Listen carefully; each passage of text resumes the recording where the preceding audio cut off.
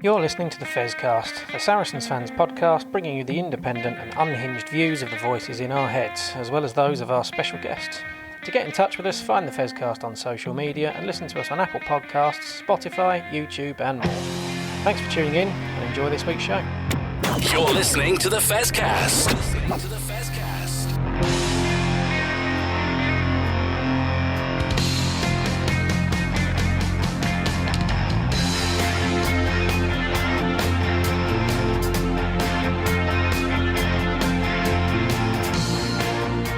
Welcome to Series 5, Episode 4 of the Fezcast, and what is very much an iconic episode because I am joined here by James, and only James, which means that this is the first episode ever not to feature either Jez or Matt.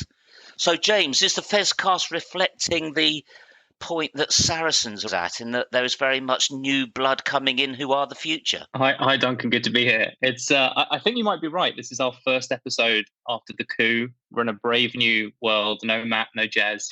And yeah, I think you're right. It's new Saracens, new Fezcast. And the two new boys on the block, in that I only started a year ago and you've started since, so we'll see.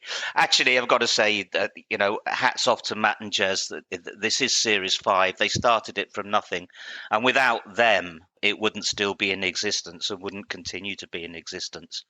And in fact, it was great to hear Jez on Radio London on Friday night. Did you catch it? No, Duncan, I didn't catch it. So we're relying on your reflection. Well, he did a really good job. It was actually a great piece. I think it was about 20 minutes or so. It featured Ivan Van Ziel and Mark McCall and other characters, with a good job by the presenter, who was bringing Jez in to comment on what they said going along. And Jez was both concise and knowledgeable. Ooh. Now, I know I know our listener out there in the depths of Hertfordshire might doubt my veracity and judgment, but I do promise that was the case.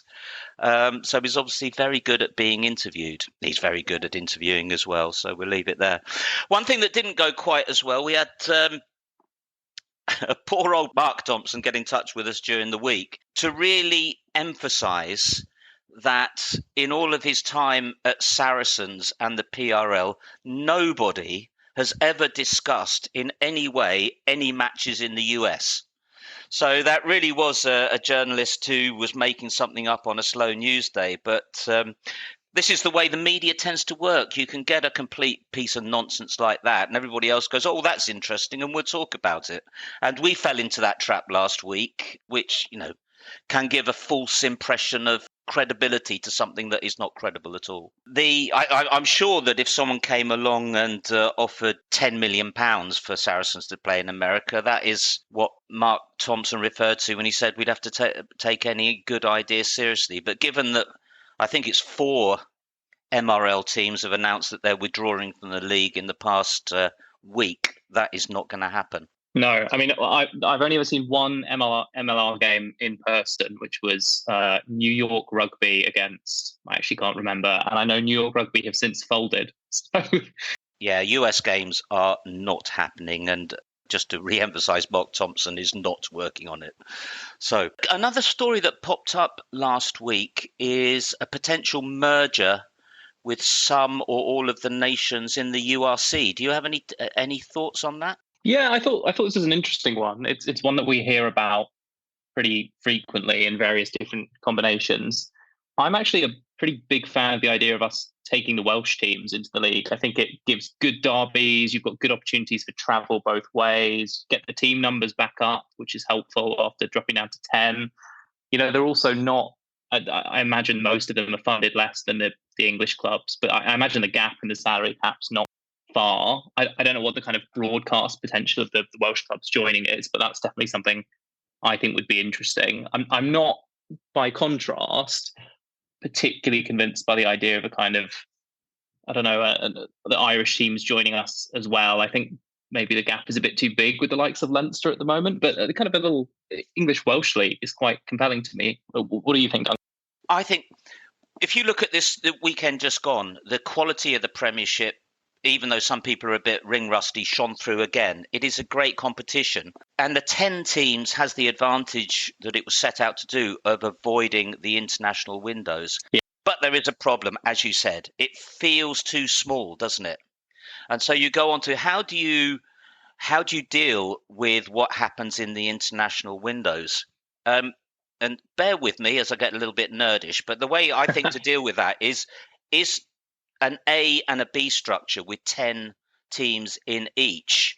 And say you're in A, you'll play home and away to the teams in A. And then during the international windows, you could play the teams in the other side once. And you might have half points. So in recognition that internationals won't be available, you're going to have a lot of young players. But they're going to be meaningful games, aren't they? Far more meaningful than Premiership Cup games. And there are going to be some points available for your league standing. And then if you have equal sharing of central income between A and B, that's a way in which promotion and relegation becomes viable. At the moment, if Newcastle were to be relegated into what we saw of the Championship, which without being pejorative is fundamentally a semi-pro park league, when you go to the games, it's financial Armageddon. Newcastle will be destroyed. So it really doesn't. The idea of that at the moment to me is just horrific. But if you've got well-funded, then you're okay. Now, if we were to do that in England with 10 of the Championship clubs, the problem there is that the central funding goes from being shared between 10 teams and 20 teams. Yeah. Never going to happen. Turkeys are not going to vote for Christmas. But if you do it with 4 teams from Ireland, 4 from Wales and 2 from Scotland, for example, who all bring their own funding to the table, it could be viable. Interesting. Because they come with their own TV deals. So there's all sorts of questions about the structure of how it would work, but I can see why the discussions are happening, because it gives the ability to have more meaningful games, which is what is needed. Yeah, and Duncan, have you been in touch with the RFU with your ideas? Are they consulting with you yet? No, they're not. Not yet. I mean, there's another hobby horse of mine. If you look at there are 3 successful sporting competitions in the world, financially, I mean, and that's Australian Rugby League, NFL in America, and Formula One, and all of them are run by independent executives. Rugby in France is as well. Rugby in France is a bit of a different beast because there's so much local subsidy. Yeah. The English Premiership is run by this collection of self-interested clubs who are all looking after their little pool for them to be a big fish in. And the rugby union, let's face it, they're not capable of running anything. So that's a long way of saying I'm rather glad they haven't asked me. You're listening to the Fezcast.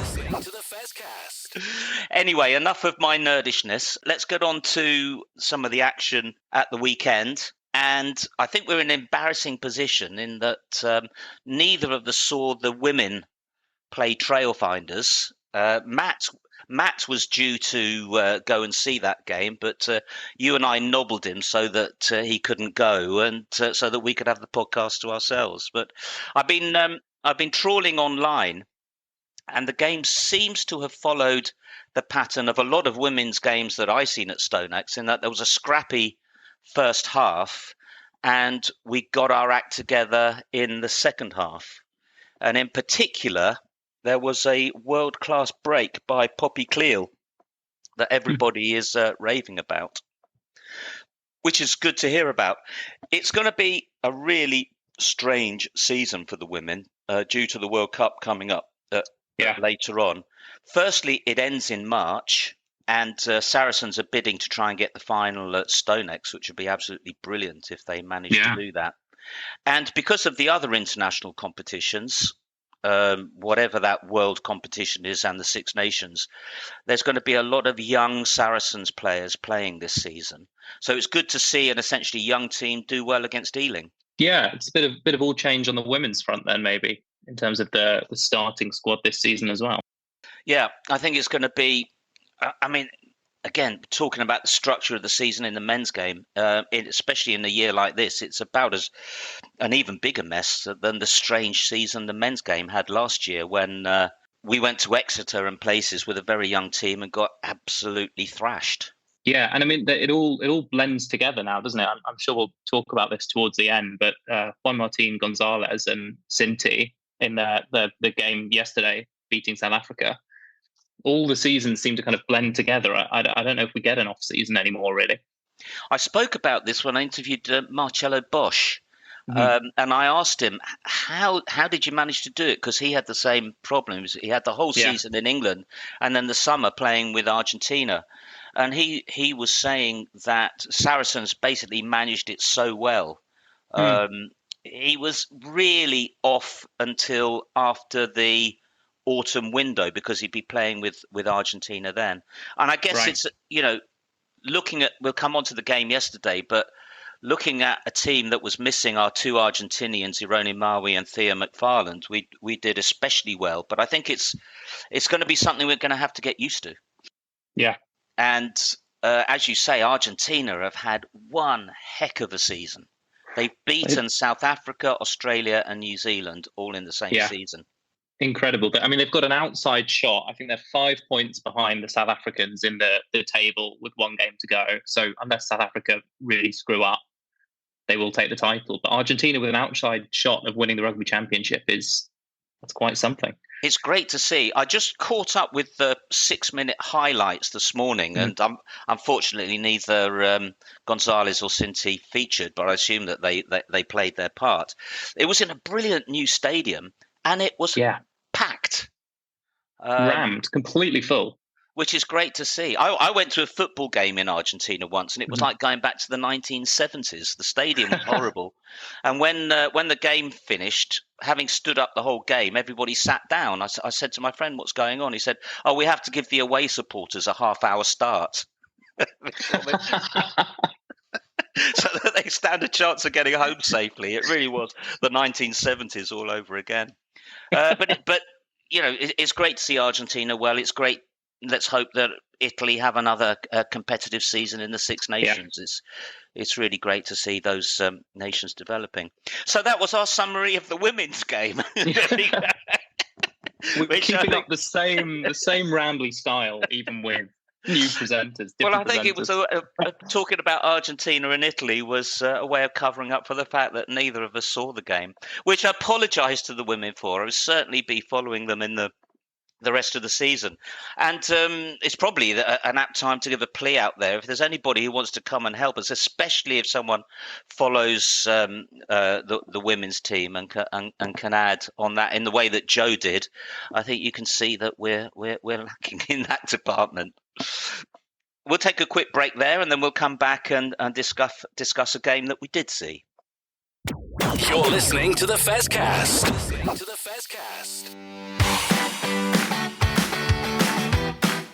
You are listening to the Fezcast, which is proudly sponsored by the Saracen Supporters Association, and I'm Alison Davis, one of the SSA committee. For a £10 annual subscription, the SSA provides our members with monthly newsletters, virtual and in-person player events, away match ticket allocations, and we organise pre-match gatherings at away matches. We sponsor men's and women's players, and we support the Saracens Foundation Track Club on behalf of our members. On top of all that, every year we have a seasonal SSA badge, which is exclusive to members. Where else can you get that much value for a tenner? Join now at membermojo.co.uk/SSA, or come and see us on match day in the Oasis at the Stonex. This is the Fezcast. On to last night's triumph. I'm assuming you watched it on TV like I did. I did, Duncan. I've got a lot of proper thoughts this time compared to my sort of ramblings in the last appearance. I was thinking about kind of going into the game. What did we want out of it? And there were kind of 4 things, right? We want Burke and the backs to kind of work quite well. We want the scrum to come back to life. We want to see how the kind of new leadership's working. And then the other thing I was thinking about was we kind of wanted to see the core Sarries-ness, even as the team changed. And I think we did pretty well on all of those, right? I mean, if you look at Burke, a pretty ropey start, fair to say. There was that pass that went pretty much straight into touch. There was, I think, it was a missed touch finder as well. Some of the stuff off the conversions was not fantastic, but defensively really solid. You know, some of the attacking stuff looked pretty good. Really nice linking up with Daly. It is absolutely too early to judge, but I think it's an okay start. It's an okay start for now. It was promising, wasn't it? Really promising. He did make some great breaks, and I was reminded of however many years ago, 3 or 4 years ago, when Van Zyl joined, and he was by no means outstanding. No. But he's benefited clearly from some very good coaching, and he's now outstanding. And I think we saw enough from Fergus Burke yesterday that have every expectation that he's going to improve probably sooner rather than later in the same way. Yeah, and he didn't play that many games last season for the Crusaders. I mean, he's obviously been behind Richie Mwanga for a while, but also some big injuries as well.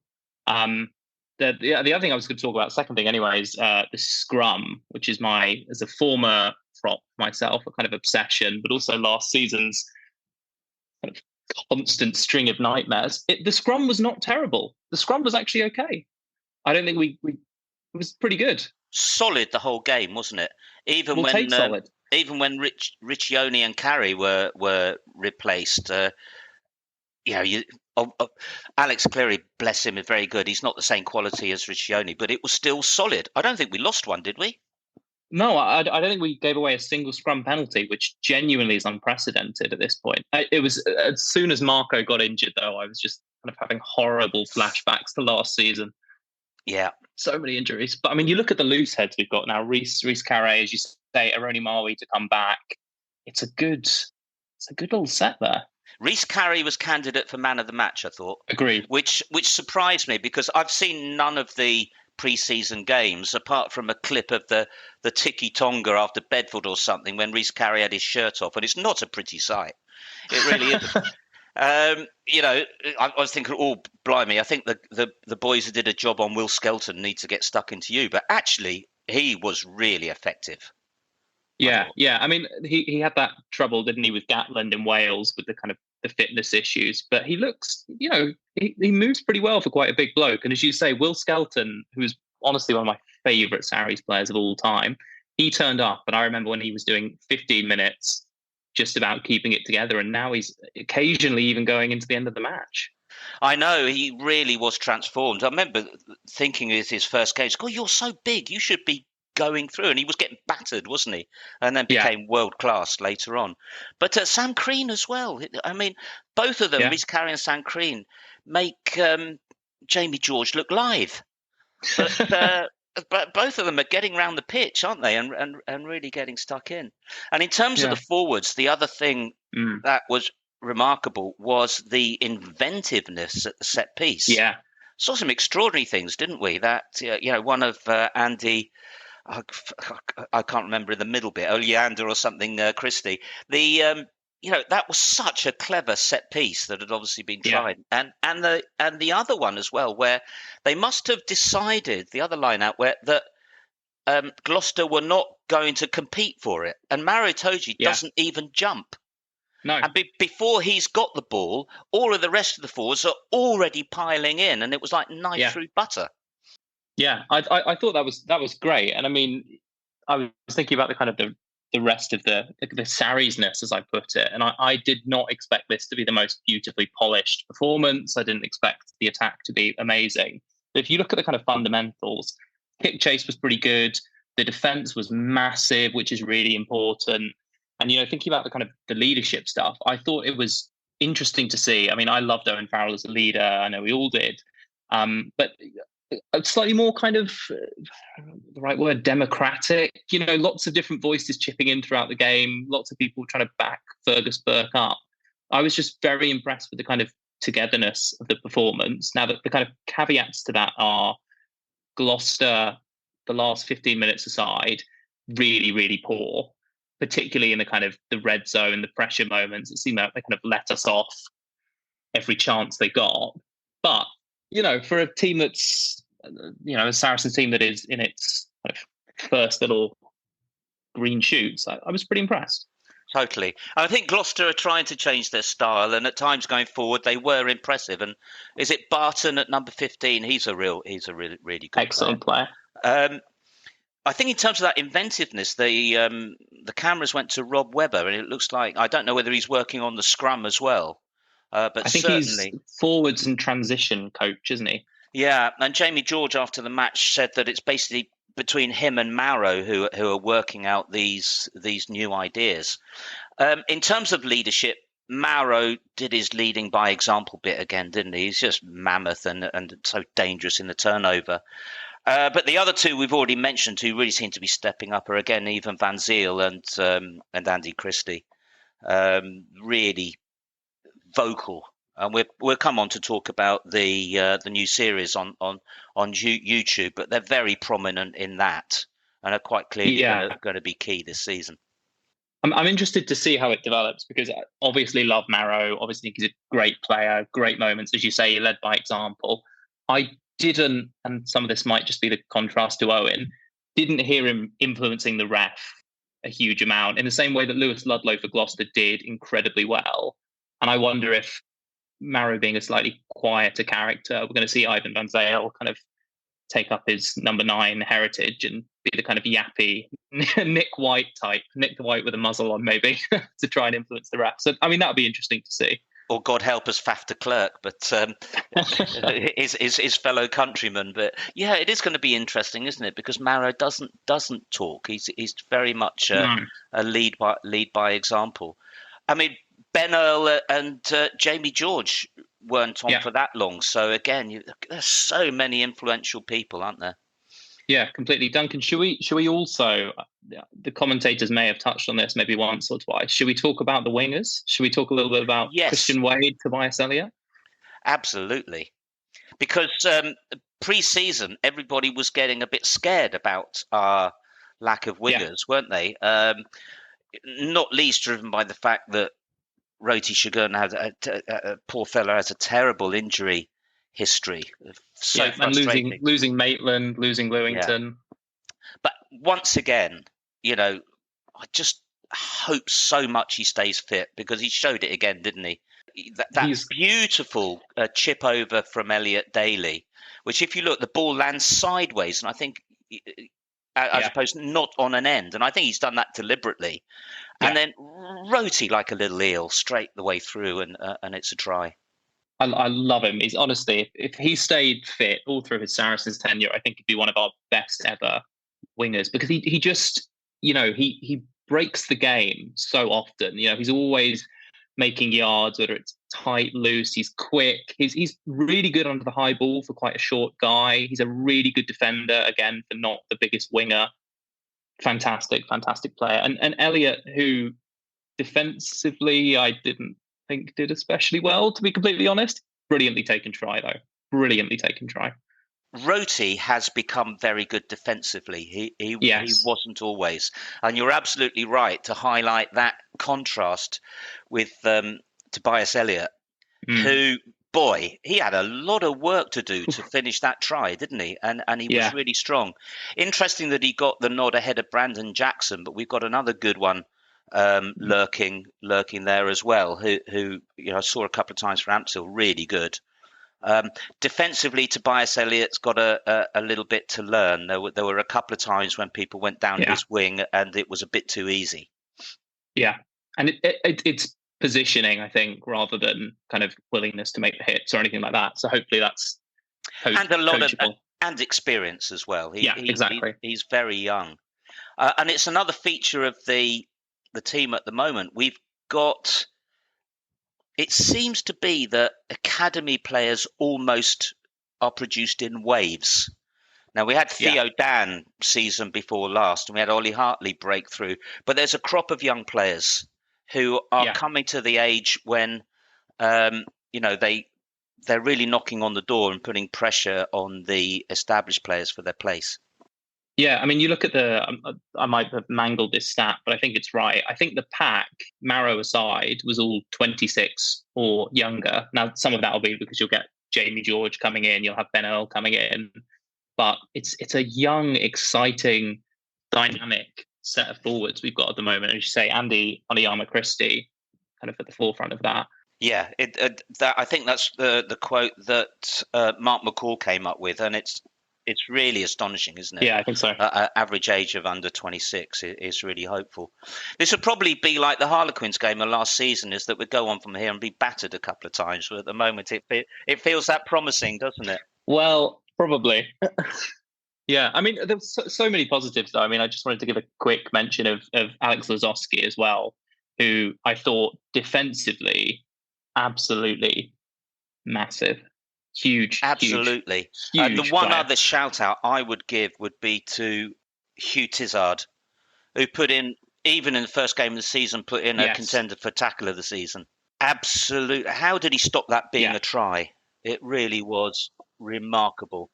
No, I have no idea. He does as well so much of that kind of quiet grunt work that you need from your tight lock. Yeah. Matt put a post out on the Fezcast Twitter feed, and I insist on calling it Twitter, which was asking everybody to sum up their impressions of the game in 3 words, which is a good way of saying, please don't go on too long. A lesson that probably all of us could learn.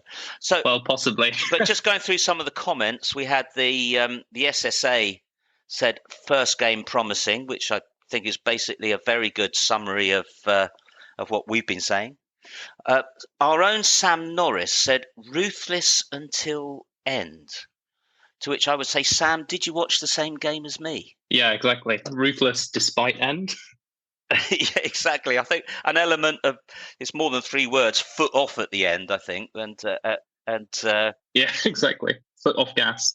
And Gloucester took the opportunity. I thought just before then, Gloucester looked out on their feet. They looked a bit like apparently Joshua looked last night before he was floored a couple of times, and I thought we were about to rout them. But I think we definitely took our foot off the gas, and they grabbed it, and it got for a little while it got a bit too exciting there. Yeah. At Rugby Saracens, 5 points onwards. Yeah, 5 points in the opening game. I mean, we couldn't ask for more, could we? Away. Adam, the shed silenced. That's always a beautiful thing to hear, isn't it? I still actually have never been to Kingsholm. It's on my bucket list. I really want to go and experience the aggression. It might be reminiscent of that football match in Argentina, I'm told. Steve Cummings, new era begins. We touched on that. It really feels like it, doesn't it? Yeah. Yeah, with all of the young blood and the new players coming in, it really feels like that. Dan Rainbow, tight head prop. Now, he's obviously referring to the Marco Riccioni injury, and perhaps expressing a little bit of concern that there's no one waiting in the wings. Yeah. I think, again, we talked about the young players coming through. I think that I'm trying to remember his name. He's still playing at Ampthill. He's been around for a long time, but and he's bulked up recently. Oh, you don't mean is it Harvey Beaton? Yeah, we've got Harvey Beaton there, and I'd be interested to see him given a go. I don't think he will cause any problems. Scrum, and he's a big boy. I'd be interested to see how it goes. And at tight head, I don't know him very well. Do you know much about Fraser Balmain? Yeah, so he's ex-Gloucester and Leicester, I think. I think he's an older player. I think he's maybe 32, 33, but not a kind of massive round-the-park player, but a good, solid scrummager. So it might be the case that even if Marco is frustratingly out for a bit, we've got a slightly deeper bench than we had last season. Fingers crossed. We've also got Ollie Hoskins. Yeah. So there is some depth there. Yes, Marco is a fantastic player, and when fully fit, is a cut above. Yeah. But I don't think it's going to be the huge problems that we saw last season. Let's hope so. Yeah, absolutely. Okay, let's see. Chris Braganza, very promising start.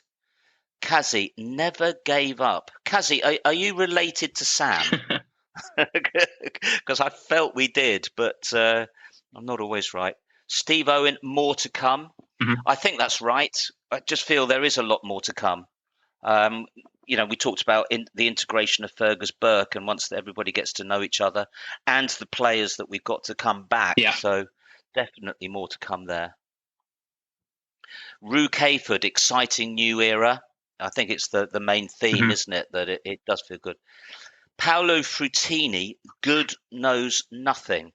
Now, I'm assuming that he or she, he's at Paul Topham, so he is talking more about Andy Good than Alex Good. I would assume so, and it's difficult to disagree with Paul if that is what he's saying. Absolutely. God, the guy's a Burke. He's put a lot of comments up outside rugby as well, which are totally reprehensible. Yeah. It's a surprise to still see Alex Good coming on, isn't it? Yeah. And I think that's gonna be his role this season, to maybe give Elliot Daly or whoever is at fullback 10 minutes off at the end. And I suspect he's being groomed to join the coaching staff, isn't he? I would hope so. It's nice to have some of those really, really old for a rugby players still kicking around. Alex Good, Danny Kerr going into his 100th season or something at this point. I know. And again, I suspect already a very important mentoring role. Yeah. For that. Thanks for everybody who's provided those comments. Really, really interesting. I think it really works. So please follow the Fezcast on Twitter or X or whatever you want to call it. And after every week when we put up the post, please provide those 3-word summaries. They're a great way to get feedback of what people thought about the game. Absolutely. So we'll take another break there and come back and talk about a few odds and sods, including the new Sarries TV series. You're listening to the Fezcast. Hi, Alex Osterbury here, Director of Rugby for Saracens Women. You're listening to the Saracens Fezcast. This is the Fezcast. Okay, welcome back. James, did you see any other games over the weekend? Yeah, I watched probably a bit too much rugby. So Leicester nicking that win away at Exeter, I think it was 14-17. It was a good game. Love to see Exeter lose. Newcastle, last season's kind of perennial strugglers, unfortunately losing again, but actually putting up a much better showing against Bristol. It was 24-3 in the end, but I think some positive signs. I caught the last 20, as we've already gone over a little bit, of that Argentina-South Africa game. Sinti started, Gonzalez came off the bench in the 55th minute, I think. Manny Labok, the South African 10, missed a sitter at the end, and then Argentina took the win, 29-8. Also had, I caught some highlights from France, where there's kind of mixed news. So Owen Farrell's Racing Metro lost at, and everyone please prepare yourselves, at Bordeaux again, 52-34. It's interesting, I didn't realise, so Stuart Lancaster coaches Racing Metro. His son is at 12 for them, who used to be at Ealing. I'm surprised by that. But the only upside for Owen, I suppose, is if Racing Metro miss out on the playoffs, it opens the door to him being more involved in the Lions games, because the top 14 final this year, I think, is the same weekend as the first Lions test. So a tough year for Racing Metro might have a small upside. So they lost 52-34. And then the final one, probably the most positive bit of news, Van, which the recently promoted team, Mako Vunipola's side, won 30 points to 20. I think it was their first ever top 14 win. So a slightly better picture, I suppose, for our boys in France this time round. But a good weekend of rugby. What about you, Duncan? Well, unless, like me, you're a supporter of Perpignan. You're rather hoping that Van, who are the only team in the top 14 who got a budget that's lower than Perpignan's, it's a bit alarming if they're going to start being good. Yes. As Jez mentioned last weekend, I went to see Perpignan versus Montpellier. And goodness, he's been a great servant for us over the years. But I wouldn't say that Billy Vunipola stood out at all. And he was subbed at half-time, and they brought on Sam Simmons, and he was pretty nondescript as well. So as great a servant as Billy has been. It was the right time to say goodbye. And bring in the. I mean, we didn't mention Tom Willis, did we? He had a great game as well, and it's Perpignan have got this player called Pasolo Tuilagi, who's the nephew of Manu Tuilagi and a son of Henry Tuilagi. I'm not kidding you. Another one. He's twice the size. Another one. He's twice the size of Billy. He's just unbelievable. Yeah. But I saw the Exeter Leicester game as well. It's just crazy. Yeah. I think it's two teams who, if we look rusty, they look completely rust bound, didn't they? It was and Exeter in many ways are a season ahead of us in that they shed the likes of Sam Simmons a while ago. But you could see that I think in a couple of games' time, they will not be a team who will lose that match. No. And how Leicester managed to win it, I got no idea. No. It was pretty incompetent on the part of Exeter, really, because neither team deserved to win it.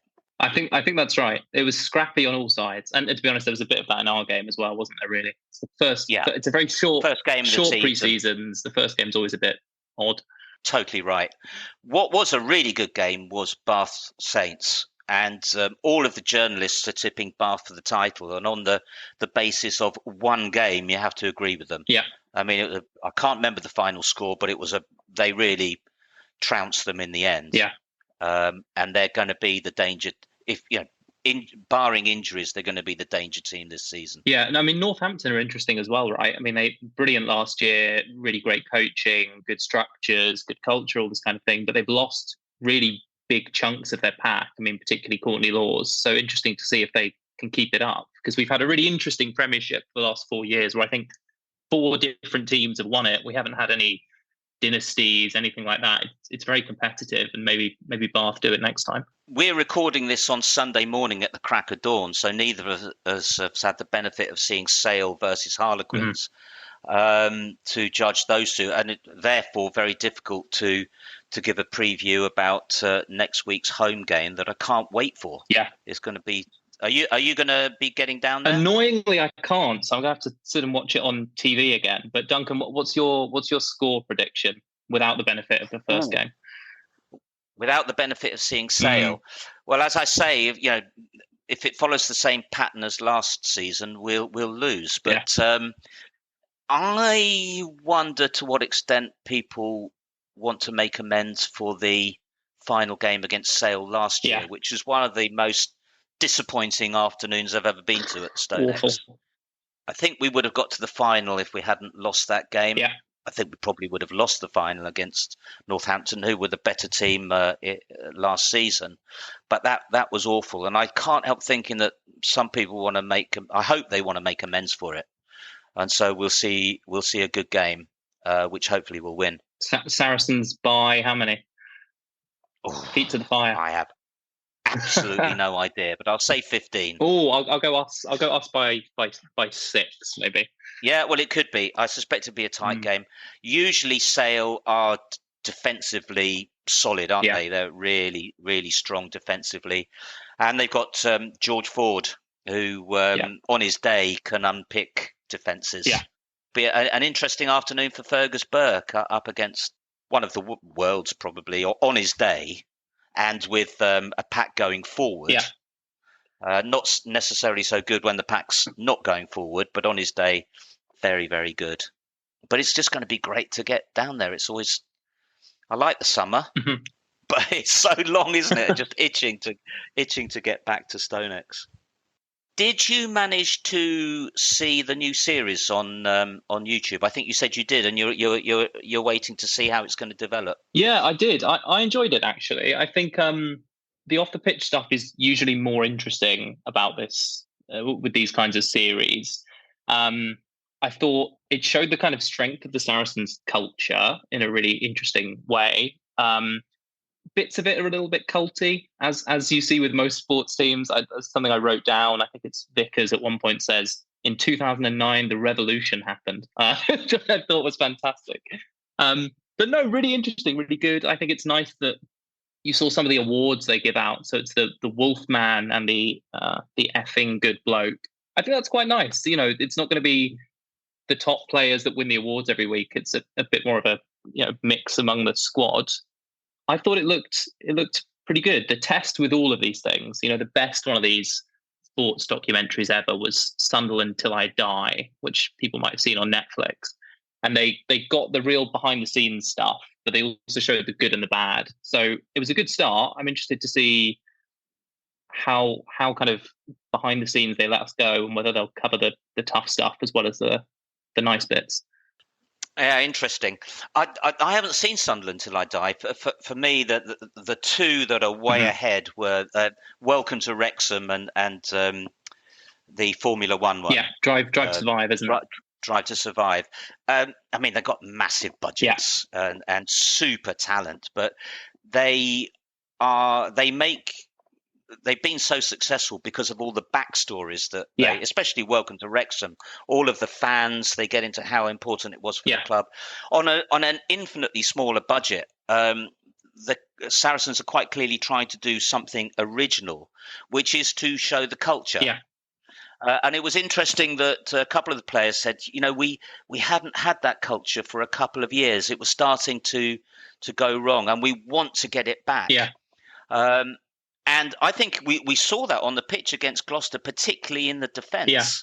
I remember, years ago with Brad Barrett and everybody, our defence would drive teams backwards just because everybody was right on it. And we were in Gloucester's faces all the time, weren't we, driving them back? And I think that rediscovering of the culture has a lot to do with that. And looking at it, and especially in the pre-season, you could imagine that going in, training every day could become a grind. Yeah. And again, that culture stops it being a grind. All the time, they're driving each other forward to train. Yeah. I think that's what Saracens are trying to show. They're just trying to show the culture. It probably doesn't have the potential to have that sort of Welcome to Wrexham or Drive to Survive effect, in that if you're not already a Sarries fan, I don't know whether it'll catch you. It might to an extent. But if you're already a Saracens fan, it definitely has the effect of cementing your love even more for the club, I think. And who knows, maybe it's a way of saying to Netflix, come and make Saracens Till I Die next season. Mark Thompson at the SSA AGM said that he's really trying to do something that will be more than a YouTube special, and trying to do something with Quins to come up with a joint program. Interesting. It's easier said than done, because there are so many of those sports documentaries, aren't there? Yeah. The Six Nations one, who was made by the same company that makes Drive to Survive, was very good, I thought. Yeah. But to stand out and get an audience is very difficult. But it's, as far as I'm concerned, my own personal selfish interest, I loved it. Yeah, I thought it was great. And there are, we've seen it go wrong before. I don't know if you watched, it was like 2 seasons ago, there was that it's like Blood, Mud and Glory, and it was a 2-parter about the semis and the finals, about Saracens, Leicester, Sale, whatever, and it was just awful. It was so bad. It was. The only good part about that was Alex Sanderson, who was just a TV natural, isn't he? And he was very much into that sort of Northern Rugby Matters. Yeah. God, as a Saracens fan, I almost wanted Sale to win, because it was so much that, this matters. We're Northerners and we're alone, and it's us against those Southerners. It was almost Game of Thrones, and that was the one good bit about that. And in these TV programs, that you need to find that angle. Something that makes you stand out and be different. But as I say, easier said than done. Yeah. So a good start for that, and it will be interesting to see the topics that are picked up. As I mentioned before, Ivan van Zyl and Antti Oljama Christie very much to the fore in that. Yeah. And Charlie Bracken talking about how Van Zyl is very much his mentor, which, given the dad that he's got, is really saying something, isn't it? Yeah. Okay, James, I think we'll leave it there for this week. We're going to have a piece from Barry now, as we have nothing to go on to preview next week's game, apart from picking a score out of thin air. We're going to leave it to Barry to round this up, who is speaking to James Madeley from the Sale podcast, and they both have the benefit of recording their bit on Monday, having seen the Harlequins Sale game. I don't know whether Jez and Matt are going to be back next week. We will do our best to make sure that they aren't. Yeah. And we'll see you for that episode. This is the Fezcast. Well, we're joined this week by James Madeley from the Shark Tank. James, welcome to the Fezcast. Absolute pleasure to be here. Thank you for inviting me. You're very welcome. Now, despite the northern accent and the obvious allegiance with Sale Sharks, do you want to tell our listeners where you actually live? Yeah, I live in St Albans, so right where Saracens obviously train, and get myself, down to the Stone X on a regular basis. Actually, I probably see more of Saracens than I do of Sale these days. But anyway, my wife is from Surrey, so we've ended up settling on just north of the M25 as a place to live. I'll leave your listeners to decide who has compromised the most there. Well, there are definitely worse places to live than St Albans. I can, living in Luton myself, I can definitely vouch for that. So let's get on to talking about the Sharks. Significant outs over the course of the summer. We had Manu Tuilagi, who's gone to Bayonne.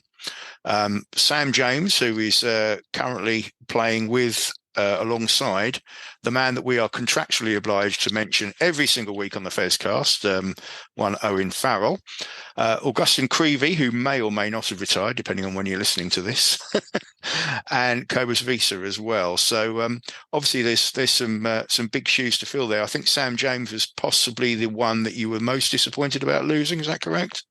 Yeah, I mean, it's a bit similar to the Owen Farrell situation. It's a homegrown guy who's come through, been an absolute mainstay of the Steve Diamond era and the Alex Sanderson era as well, can play in multiple positions. I think that's really where his value is. And you've already seen it down at Racing 92. He started at 12 first week, 13 the next week, 15 the week after. So, he's kind of playing all over the place. And yeah, it's a big loss from our perspective. But, we'll talk about the ins in a little bit, but we've got a kind of ready-made replacement on their way back to the Sharks too. And then out of, looking at the others, Manu just didn't play all that often, really. His big impact for us was that 12 carry go forward. So we'll have to change a little bit of the way we play. We won't be playing a ball carrying 12 this year. Rob Dupree will be moving to play at 12. Indeed, that's where he started at the weekend. So just the way we set up a little bit in attack and defence might be slightly different without Manu. Cobus Visa also massively underrated loss there. Fantastic, both on the hard grounds, can cover some meterage, almost as an extra back row, really. But also in the winter, he was excellent in our attacking and defensive mauls. And if you looked and watched our game at the weekend, they're both areas that Sale needs to improve. Yeah, but you have managed to get in a couple of good replacements in Will Addison, who obviously is another homegrown player, returns after 6 seasons, I think, at Ulster, where he's even managed to get 1 or 2 Irish caps as well.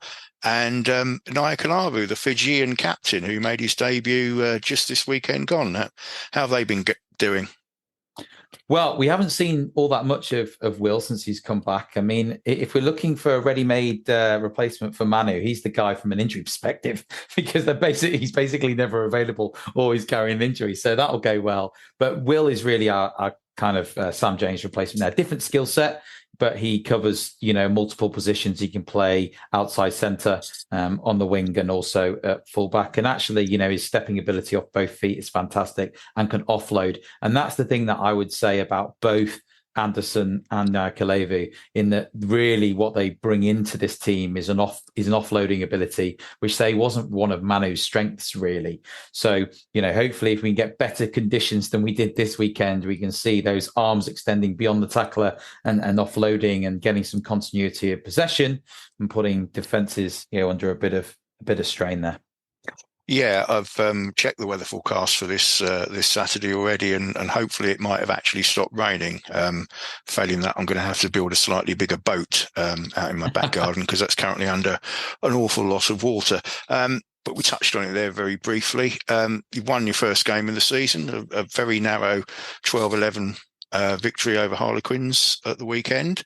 Handling errors and the weather played a massive part in that, and I'm guessing that performance wasn't the kind of performance you were going to expect from Sale this season. Certainly not one that we hope to see. I mean, Sale's season last year was one of kind of three parts, really. The first third was being top of the table, playing pretty awful rugby to watch. The middle third was just losing every single game, loads of injuries. And the final third was scoring loads of tries, winning every single game on the run in, getting into the playoffs. So the question is, what Sale has just turned up? Because you said the weather conditions make it quite hard to assess there. It could be like the beginning third, just playing really difficult, kicking rugby, not taking any risks. Or it could just be that, look, it was the first game of the season. Everyone's a bit rusty. There's a few new partnerships to bed in. And the main thing was winning. And look, one thing that Sarries fans and Sale Sharks fans can all agree on is that beating Quins is really just the best thing that can possibly happen. So beating Quins, getting 4 points on the board, that was the main thing. The thing for us, was George Ford just managing it a bit like a test match, obviously kicking well at goal as well, and just squeaking over the line. Let's be honest, on another day, that could have gone the other way. Yeah, it could have done, but as you say, take the points, bank those, and move on. Just very briefly on George Ford, I think this is the last year of his current contract, isn't it, at Sale? But I believe there's already talk of him extending further. Is that correct? Yeah, and the club's pretty hopeful. I mean, one of the reasons for him moving back to the Northwest is he's got his own business now up in his hometown of Oldham. His brother and his dad obviously based up there. His dad's coaching Oldham Rugby League, so this is where his life is. I think whilst he's still in pole position to be England's number one fly half with Owen Farrell over in Paris, then I think he'll be looking to stay at Sale and stay in rugby union. There has been talk that he might get snatched and recruited by his dad at some point, but hopefully that'll be at the end of his career. I mean, George is a massively important part for the way that we play and actually how we got our attack going at the end of last season as well. So if we do get those good weather conditions on Saturday, I would be hopeful to see us play a bit more to the line like he did in the Six Nations and try and get those strike runners that we have in Tom Roebuck, Aaron Reed, Tom O'Flaherty, Joe Carpenter, these guys in the backs really, into some spaces. Yeah, it could be a very exciting game on Saturday. Let's hope we do get the weather conditions for it, and that both sides can play a bit of rugby. We certainly did. Obviously, as our listeners will know, we did okay at Gloucester. We still have some things to work on, but we took the 5 points away, which is all we can ask for, and we'll hope to improve on the bits of our game that weren't quite as good at the weekend as they could have been.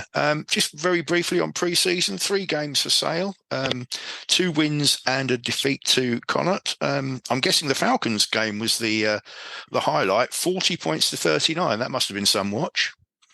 It was, and it was streamed live, so I was able to watch it as well. Sale went out into a really big lead, and then actually Newcastle called us back. They sort of played 2 different 15s, Newcastle, so I think they just had a bit more fresh legs towards the end. It was played at Hayward Road. It was the 25th anniversary of the Sale Sharks kind of brand, and just like Steve Diamond being there and things. It was a really good occasion. Disappointing away at Connacht. I mean, no one likes going to play, over there, to be perfectly honest. I would say there's not too much to read from Sale's pre-season, if I'm perfectly honest. It was a bit disjointed, loads of substitutions as there always is. The proof will be in the pudding, I think, for Sale if we can get some momentum. And momentum, as you all know, comes from confidence.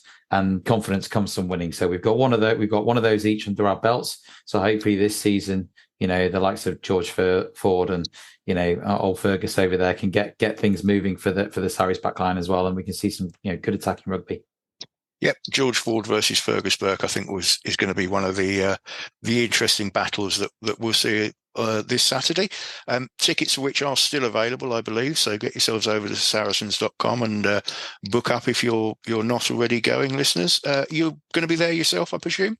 I will be there. I have a 6-week-old baby, so I've had to apply for a special pass to be able to come. So I will be there, and very much looking forward to a few head-to-heads. I don't know about you and what you're looking forward to seeing, but I think, Ben Earl obviously off the bench, wasn't he, at the weekend? Maybe he gets to start this weekend against Ben Curry, who's, been absolutely critical for us for so long at Sale. Doesn't look like Tom Curry's going to make it. He did have a head injury assessment, which he passed on the day, but probably will be rested at the weekend. So that's probably why I'm looking forward to that back row, because even without Gonzalez, the Sarries back row is pretty formidable.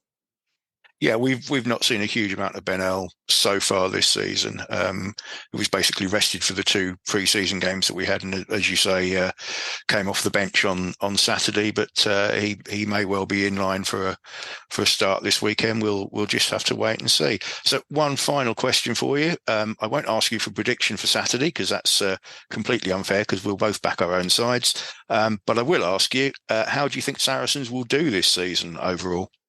I think they're the team to buy. I think if they can settle at 10 with Burke and Johnson as the options there, then I think that the way of playing the machine is still fully operational. I'll be very, very surprised not to see Saracens in the top 4. Of course, home semi-final is what everyone's aiming for. Not 100% sure that Sarries will get a home semi-final. Didn't manage it last year. But I would expect Saracens to finish in the top 4. And you don't hear that much in the media this year for some unknown reason. No clue why, but no, the DNA is still very much embedded in the squad. Yeah, I think it's something we've discussed on the Fezcast in previous episodes. We don't really know where we're going to finish. We don't think we're favourites for the top 2, but we could finish anywhere between 3rd and about 7th. The bookies still have us as favourites, but we shall see. Look, James, thank you very much for your time, and we look forward to hosting you on Saturday. All the best. See you down there. Thanks. Thanks very much to Barry and James Madeley for giving us a lot more insight into the Sale game than myself and James Sweetland managed to. Please look out for the tweets and give us your 3-word summary after the Sale game. Thanks very much for listening. This has been the Fezcast.